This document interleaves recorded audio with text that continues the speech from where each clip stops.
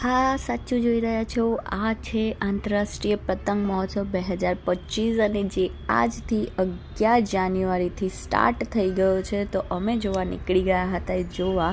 પણ ભાઈ દર વર્ષની જેમ એવું જ હોય છે કે જ્યારે જોઈએ ત્યારે પવન ઓછો હોય છે. એટલે એકચ્યુઅલીમાં અમે ગયા હતા બપોરના ટાઈમના અને સવારે પવન હતો તો મસ્ત ચગી ગયા અને પછી જો બધાના વારાફરતી બધા પતંગ મસ્ત ચડાવે છે ને ફૂશ કરીને નીચે આવવા પડે છે. કંઈ કે પવન નથી ભાઈ, પવન વગર તો આટલા મોટા પતંગ ચગે નહીં. તો પણ જે જાન બાજ લગાડીને બધા પતંગ ચગાવી રહ્યા હતા ને આ એ જોવાની જ મજા છે. બાકી તો પતંગ ચડે કે ના ચડે બીજા નંબરની વાત છે.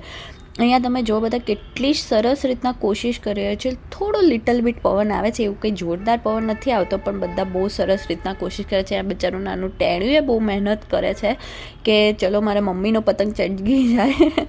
પણ પવન દેવતા ક્યારે ખુશ થશે એ ખબર નથી. અને પછી અહીંયા બાજુમાં નાનું વર્કશોપ બી છે, ત્યાં બધા પતંગ વિશે માહિતી આપે છે. અને એક નાનકડા દીદી ત્યાં હતા, એમણે કીધું કે તમે અહીંયા ડ્રો કરશો ને પતંગ તો હું તમને એક પતંગ ફ્રી આપીશ. તો અમે પહોંચી ગયા હતા પતંગને ડ્રો કરવા માટે અને ધ્યાનીબેન એક નાનકડું લિટલ પતંગ પણ મળી ગયો હતો. અમે મોટો પતંગ નહીં નાનો પતંગ લીધો હતો. પણ આ એક્ટિવિટીની પણ એક ખુદની મજા છે. જો કેટલી પ્યારથી પતંગ ડ્રો કરે છે. જો કે એને આવડતું નથી, હું ટ્રાય કરાવું છું. પછી અમે પાછા ગયા હતા અને ત્યાં થોડા લોકોના પતંગ ચગી ગયા હતા. થોડો પવન આવ્યો હતો એમાં અને પછી બધાએ જોરો શોરોમાંથી પતંગ ચગાવવાના ચાલુ કર્યા કારણ કે પવન આવી ગયો હતો. અને પછી આ બાજુ ખાણીપીણી માર્કેટ ચાલુ હતું, બધા શોપિંગ માર્કેટ ચાલુ હતું, એટલે બધા એ બાજુ પણ નજર નાખ્યા અમે.